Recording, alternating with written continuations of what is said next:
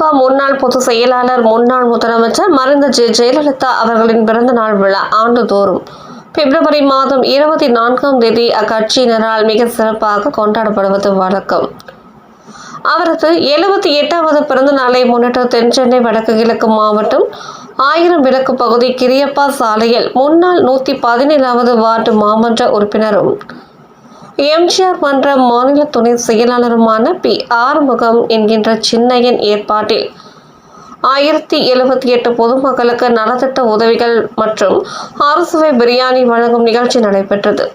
இந்த நிகழ்ச்சியில் சிறப்பு அழைப்பாளராக அதிமுக மகளிர் அணி செயலாளர், முன்னாள் அமைச்சர் ப. வளர்மதி கலந்து கொண்டு அங்கு வைக்கப்பட்டிருந்த ஜெயலலிதா அவர்களின் உருவ படத்திற்கு மலர் தூவி அஞ்சலி செலுத்தி பின்னர் 1078 நபர்களுக்கு அன்னதானம் மற்றும் அறுசுவை பிரியாணி வழங்கினர்.